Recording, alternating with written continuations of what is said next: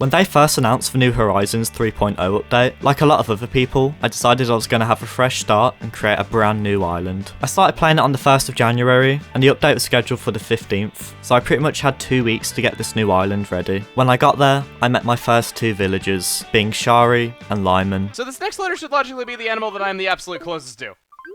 No!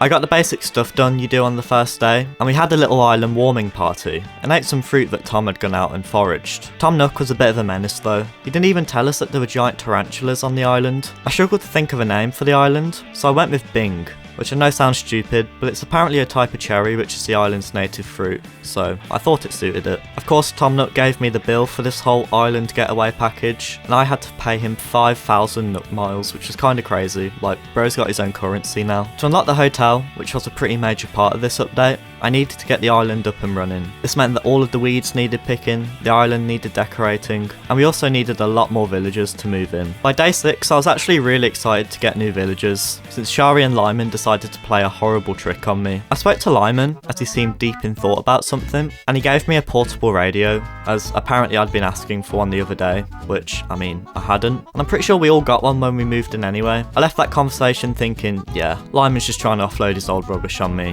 which is fine, I guess. But then the weirdest thing happened to me shortly after that. Shari came up to me, gave me another portable radio, and said that I'd been asking for one. It's like, guys, we all got one, just sell it if you don't want it. This was obviously some sort of prank on me, so I decided to get both of them back. I gave Lyman the radio Shari got me, then I gave Shari the one Lyman gave me, and they were none the wiser. I thought, hell yeah, I got them. But then, in return, Shari gave me a bidet. Like, are you serious? Yeah, I'm not gonna lie, she got me there. I decided to put it outside my house for them to see it. Shari just, in general, was not helpful at all with decorating the island. On day 8, she came up to me and gave me a utility pole.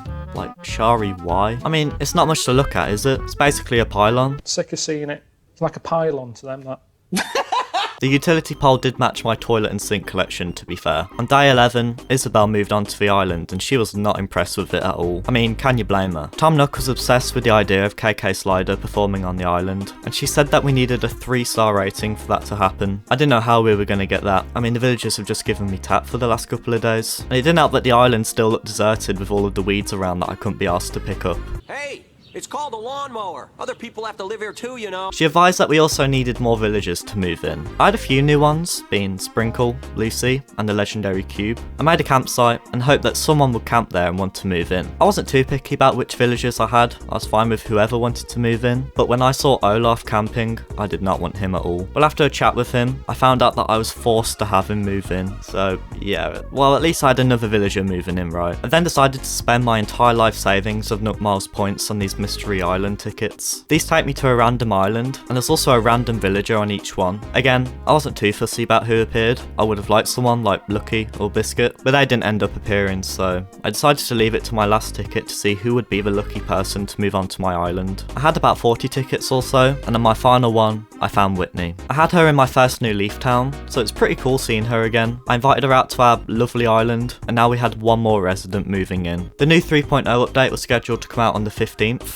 but on the 14th, my game suddenly started updating. I was kind of confused, but when I went into the game, it said 3.0 at the top, so yeah, the update dropped a bit earlier than I expected. And when I went up to my crafting table, it said that I could now use materials that are in my home storage to craft things, which was so nice. And I could also now craft multiple copies of an item at once. This sounds like a pretty small quality of life update, but with how long the game's been out for, this was a pretty big addition that a lot of people were looking forward to. But of course, because my island wasn't at 3 stars yet, I couldn't access the hotel, which was like the main thing I was looking forward to, mainly because of the game consoles you could buy. So in the evening, I spent a bit of time weeding, since there were still loads on the island. Anyway, they added 4 new amiibo villagers to the game, being Tulin and Minoru from Zelda, and they also added Cece and Vishay, with them being based off of Shiver and Fry from Splatoon. It's weird because Cece and Vishay were also in New Leaf, but their designs were based off of Callie and Marie, so yeah. These new Fry and Shiver ones are the same characters but with different designs, which is kind of confusing. It's a shame they didn't add the other amiibo villagers from New Leaf though, like Epona and Medley. They didn't even bring back Wolf Link, what the hell man. Oh yeah, if you're wondering whether Big Man got anything like Fry and Shiver,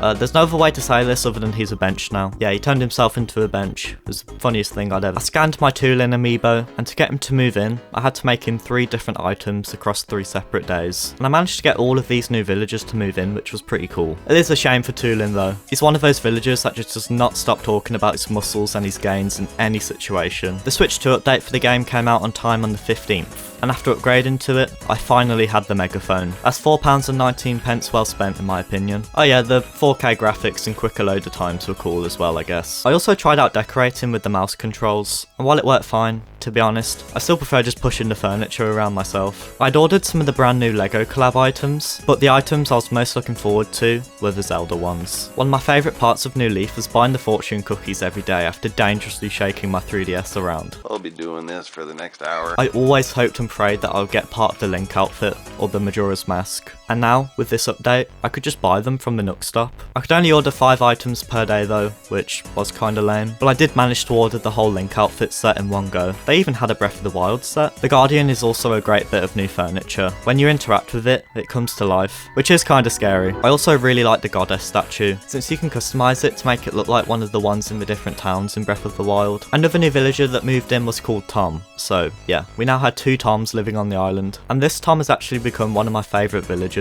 He's just a funny little guy, and he also sleeps in a racing car bed as well, so you know I had to copy him. I sleep in a racing car, do you? I sleep in a big bed with my wife.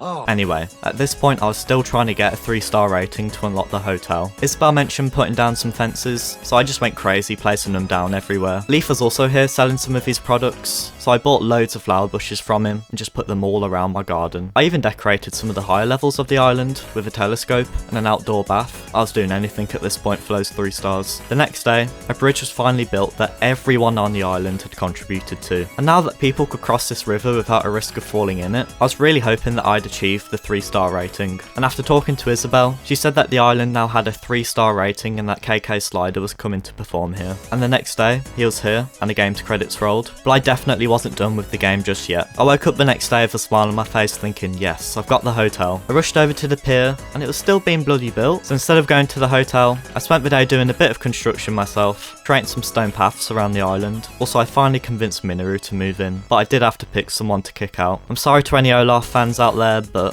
he had to go. I actually felt really bad after doing that. I went to go see him and he had already packed his bags, he was off. The next day, the hotel's construction was complete, so I finally got to go there. I got introduced to Capin's family, being his wife Leilani, his daughter Leela, and his mum Grams. I went to Tortimer's Island quite a lot in New Leaf, so it's nice to see these characters again. And I love how the music from Tortimer Island plays in the hotel as well. Leilani was having some trouble setting up some rooms in the hotel, so of course Tom Nook instantly gave me the job of decorating all of them. For decorating each of the 9 rooms in the hotel, I was given some hotel tickets. I could spend these at Graham's souvenir shop, and the items I was most looking forward to buying were definitely the game consoles, but I had to wait a bit before I could unlock them in the catalogue. Decorating the hotel rooms was pretty fun. I had a theme to go off for each room, and I was given a list of items that suited each room's theme. This is basically just Happy Home Designer again, but it was fun. I could decorate 2 rooms per day, so across the next few days, I got all of these completed. Capin also had me working for him, as he had set up this DIY donation box. He had a list of items that he needed, and after crafting them and placing them in the box, he gave me even more hotel tickets. My main goal with the hotel was to buy the game consoles, but I needed Grams to add them to a catalogue, and the way to unlock them is through a hidden points mechanic. You get points for decorating rooms in the hotel, and you also get a few points for completing Capin's DIY requests. I looked it up online, and apparently completing about 50 of them would get me close to unlocking the consoles.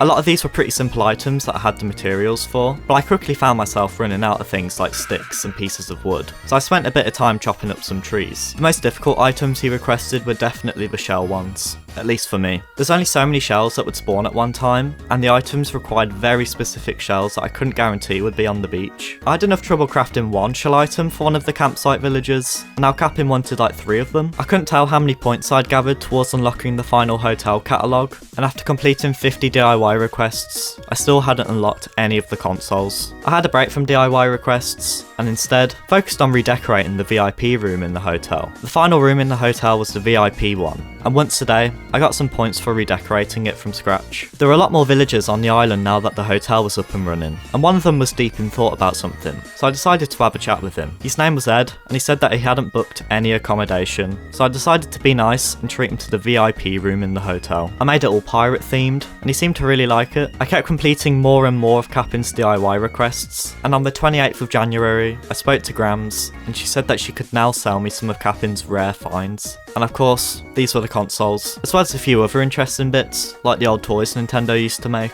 Similar to the Nook Stop, I could only order 5 items a day, so I went with one of each of the game consoles, and waited for them to arrive. The next day, I checked my mailbox, and there they were. I placed them down in my spare room, and by the way, if you're wondering why I have 2 stoves in here, well, to be honest, I don't know either. I guess I become a bit of a hoarder when I play Animal Crossing. I decided to play the NES first, and the only game I had on it was Ice Climbers, and yeah, it's definitely Ice Climbers. It's funny how there's a pop-up telling you that you need an online membership to be able to play them. Like, come on, it's only Ice Climbers. They could have given us that for free. I moved on to the SNES and played a few races in F-Zero, which, I'll be honest, I wasn't great at. I played a bit of Dr. Mario on the Game Boy after that, and then I tried Clu Clu Land on the Famicom, and to be honest, I had no idea what I was even doing in this game. I got the gist of it eventually, but I didn't play it for too long. I went back and played Dr. Mario after that, and I actually kinda got addicted to it. I'd never really given Dr. Mario much of a chance before, which means, yes, I've never played Dr. Luigi, what's wrong with me? At a certain point, I kinda forgot I was even playing it in Animal Crossing. Anyway, that's all of the games that I played, and looking back, I accidentally skipped 2 of them. I didn't play ice hockey and Panel de Pon, what the hell? But I still had one more thing to do on the island. The 29th of January was Cube's birthday, so you know I had to go and see him. First though, I needed some wrapping paper for a gift that I'd got him, and Timmy and Tommy's shop had some nice bright pink wrapping paper, so I wrapped up my gift and went to see him. Shari was there as well, and he seemed happy to see us. I gave him the present I got him, and it was one of those toy car things, and he loved it. And that about wraps up my New Horizons 3.0 experience. I really enjoyed coming back to the game, and honestly, starting fresh and creating a brand new island was a lot of fun. The quality of life updates were definitely a highlight though. Being able to craft multiple copies of an item at once is definitely a game changer. The hotel was also a fun little thing to focus on, and the island definitely feels a bit livelier when you have all of these random hotel guests wandering around. And I didn't even interact with any of the new multiplayer stuff, like the new Slumber Island, which almost seems like Animal Crossing creative mode, though we all know the best part of the update is definitely the big man chair, right? And yeah, thank you very much for watching. If you enjoyed this video, definitely make sure to like and subscribe, and hit the Isabel. You get it? Wait, no, don't do that. And yeah, I'll see you in the next video.